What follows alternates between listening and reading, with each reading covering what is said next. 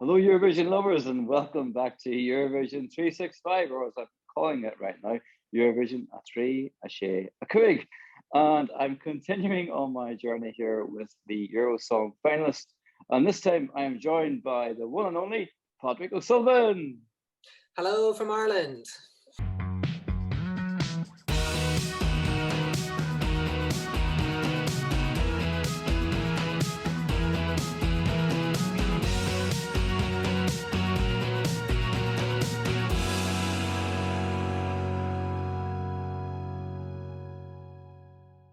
How are you? I'm not too bad. How are you doing? I'm very good, very good. Congratulations on getting selected as one of the Eurosong finalists, Patrick. You must be buzzing. I mean, I'm absolutely thrilled. I kind of couldn't believe it. Like, there's quite a long time between when you submit the song and when you actually find out if it's gonna have legs or anything. And it's a fairly grueling couple of months, but like it was just amazing, and especially when it got announced. So like we find out, but then even then it's a couple of weeks before it's publicly announced. So that was almost worse actually, because at that point you're absolutely buzzing with excitement. You know what I mean? You can't tell anyone. So yeah, it's been fantastic.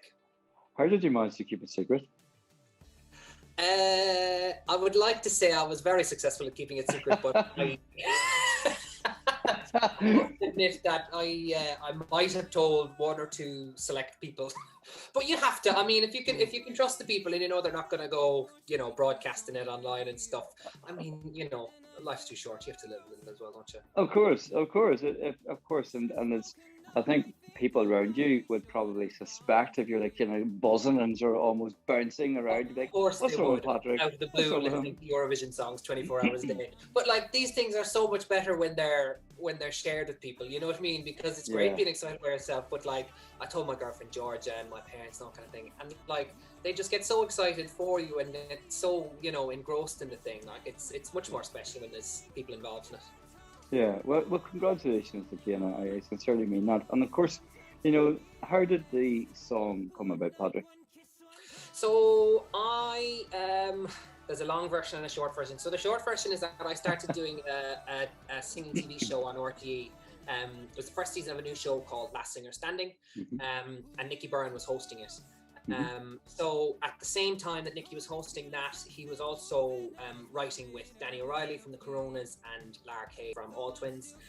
And they'd written this song, and then kind of at the same time, Nicky was hearing me singing and getting to know me, and then he just had the notion that maybe that would be a really good fit for Eurovision. It hadn't been written for Eurovision.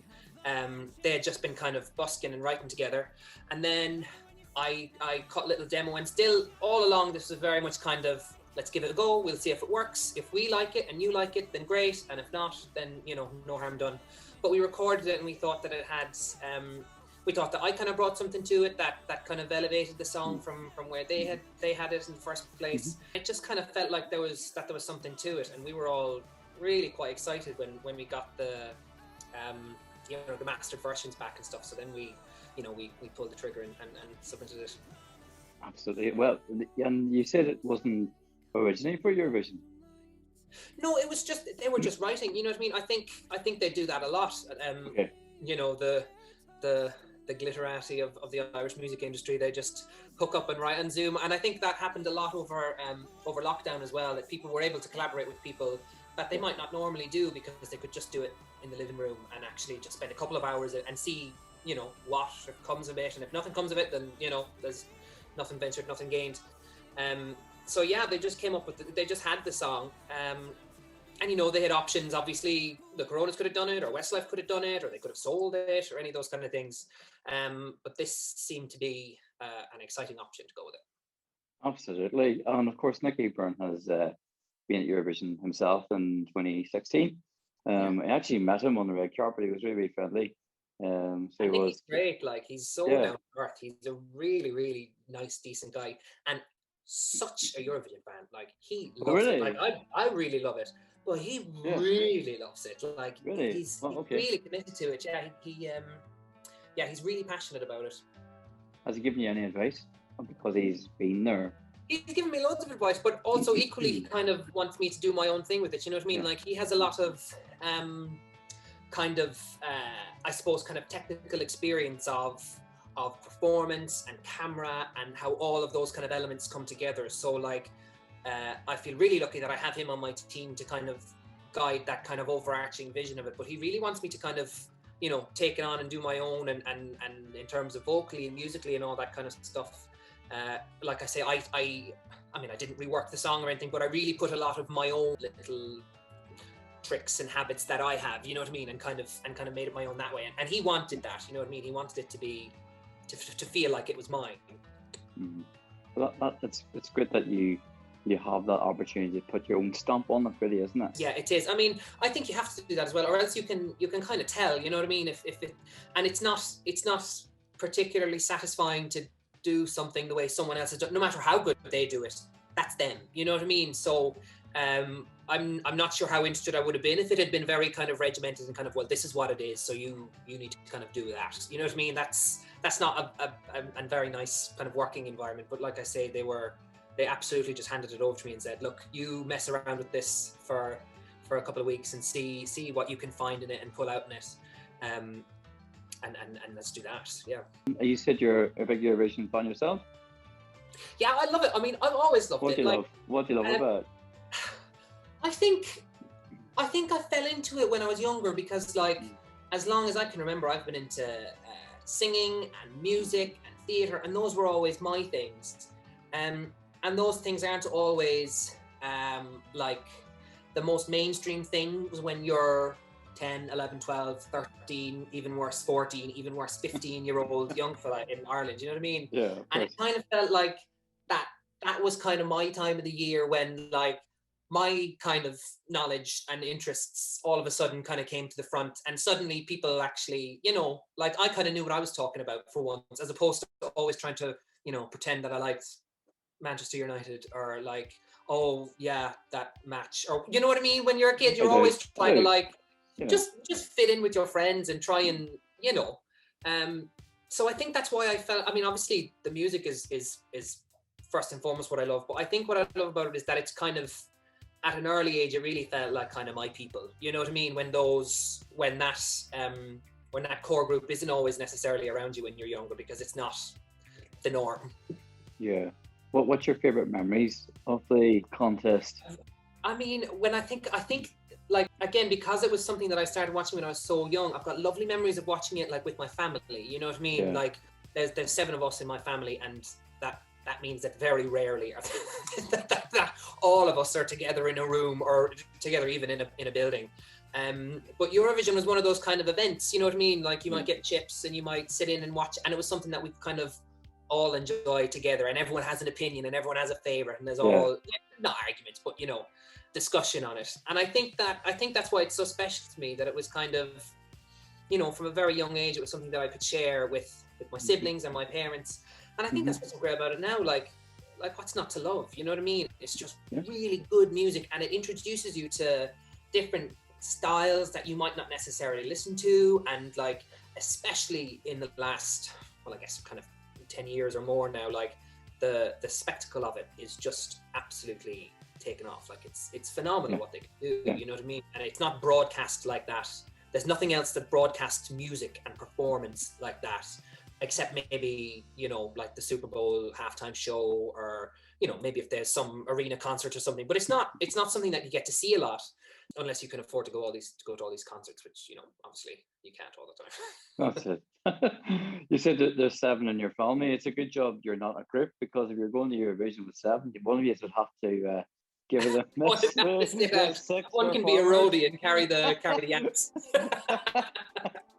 I'll let you choose which one the family's going to do that. I'll let you have the arguments. I reacted to your song, and I was struck by, there's a couple of things I was struck by, Patrick, was really the diction, how you pronounced the words, and I loved that, because I thought it's very distinctly Irish, is what I was thinking. I mean, how would you describe it? Yeah, I've actually had that feedback from quite a few people, and like, we do, like, don't be fooled, like, we do really listen to what people are saying online, because like the Eurovision fans, you know, well, which are, but like, the Eurovision fans know what they're talking about, you know what I mean? Like, they are the experts in this type of thing. So we, you know, that doesn't go over our heads. So like I said, that's one thing that I've picked up on that people like, and it's not, I don't think it's really something that I kind of consciously do, but I feel like sometimes you can kind of get wrapped up in what you're hearing, something like on the radio and what's in the charts and that type of stuff. And really you don't hear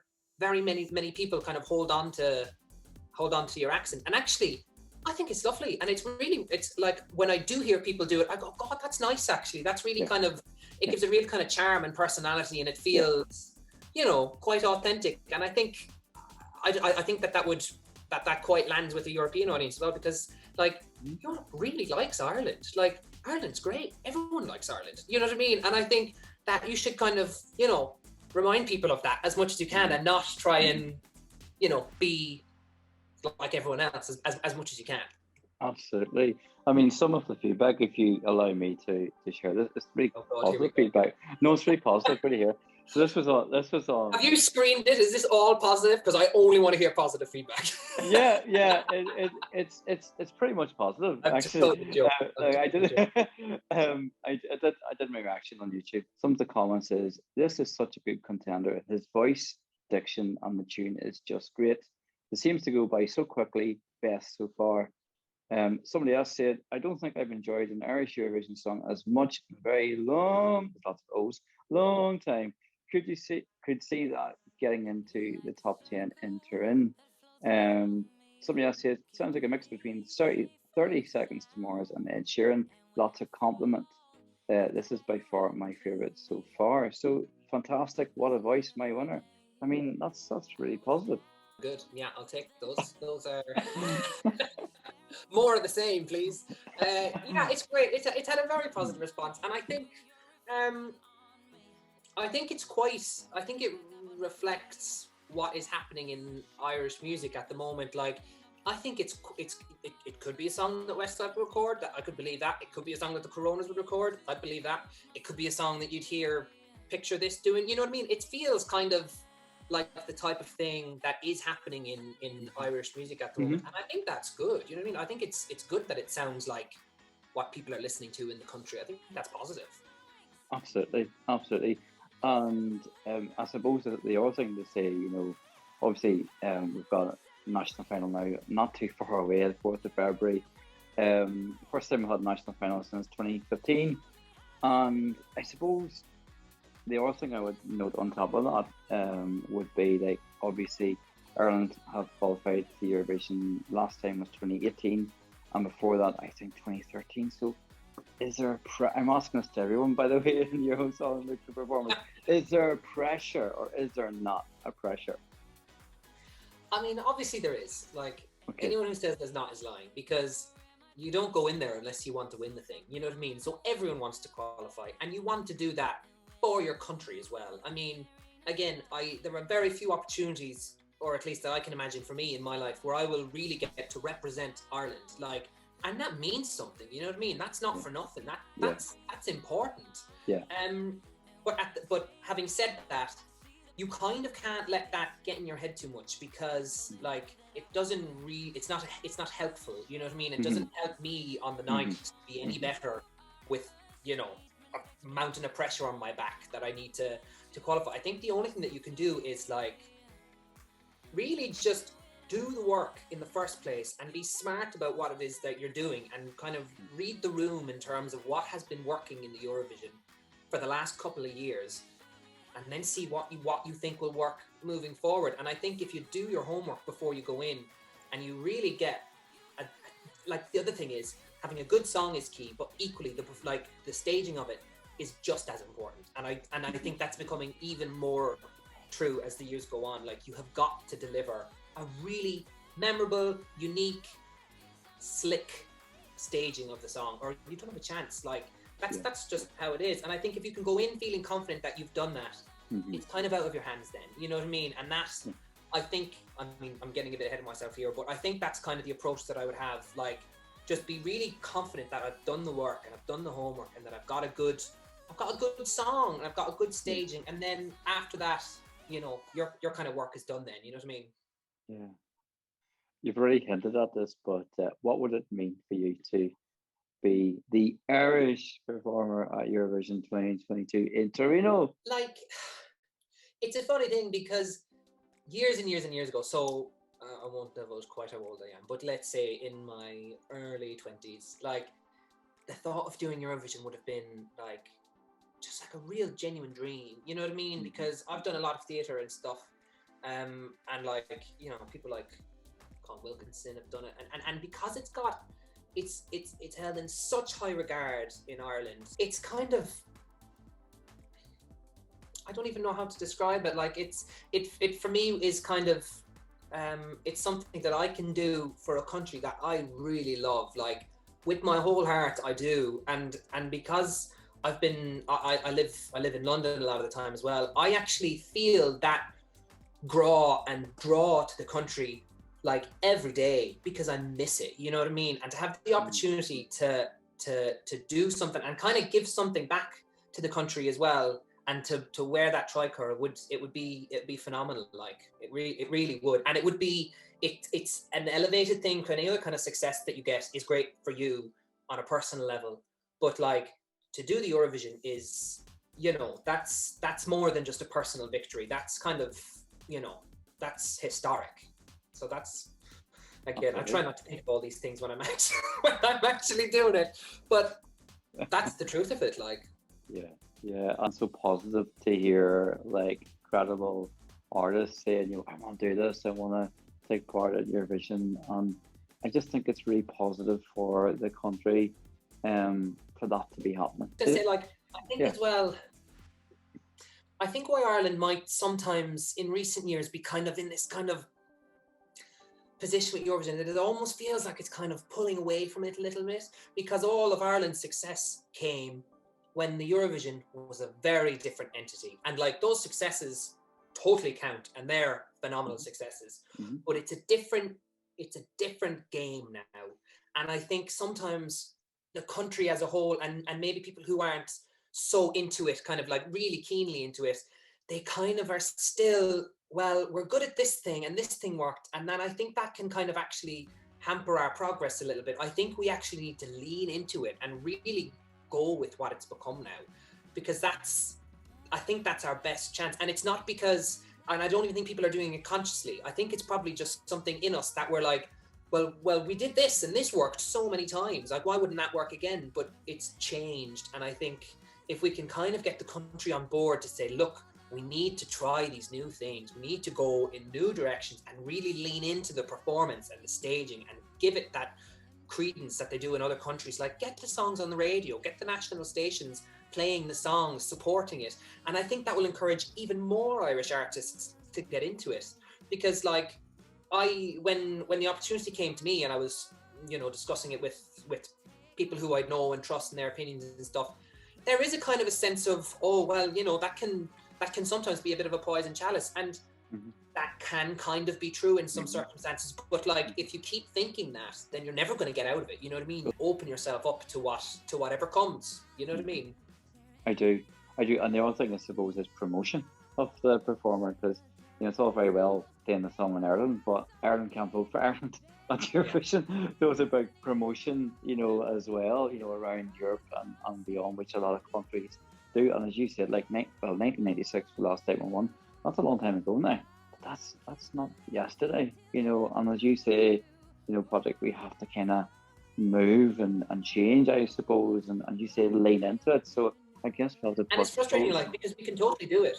You know what I mean? We can totally do it, because you can't just do performance, because that doesn't work either. People see through that. So like, you need a good song, and like, Ireland can write songs. Like, Ireland is good at music. Ireland has been good at music like throughout the ages. We're storytellers, and all of that stuff is so ingrained in us and in our heritage. So like, we can do that bit. All we need to do is just elevate this aspect of it. And I think we'd have a great chance, like. Yeah. You know what? You're so patriotic. I love it. I feel like we should sing Danny Boy or something. It's great. This is brilliant. Patrick, is there anything you would want to say to anyone that might be watching this, from across Europe? I think I'd just like to say that actually, as someone who's partaking in this Eurosong and gunning to get picked for the Eurovision, like I ultimately want Ireland to do really well. That is my goal. Like that's what I want. That's what I want to see. I want to see it come back to those former glory days and to be really proud of the country again. And if I didn't think that what I was doing could do that, then I wouldn't be in it, because that's not, as I hate to say the word artist, but like as an artist, that's not very satisfying. You know what I mean? That would be a hard place to be in. And I really do feel like that One Night One Kiss from Promise, like it's got a really good pedigree of Irish songwriter behind it. You know what I mean? It's like, it's the top tier of what the Irish music industry is doing at the moment. And I feel like I'm all right. Like, I feel like I'm going to give it my absolute all. And like you say, I'm really passionate about it. Like, it's not just some gig. Like, I really want to do well. And that's the ultimate goal. And I just hope people can see that and enjoy the song for what it is. Of course. And what I would say to you is, from me here at Eurovision 365, I just want to say the very best luck to you for the 4th of February, and have an awesome time. I'm hoping to get there. We get tickets, who knows? But I'm hoping to get there. But regardless, I just wish you the very, very, very best of luck for that. Thank you so much, and thanks for having me on and support, and to all the other the fans and all that out there. It's really appreciated. It means a lot. So you take care and best of luck. All right. Good luck. Goodbye. See ya.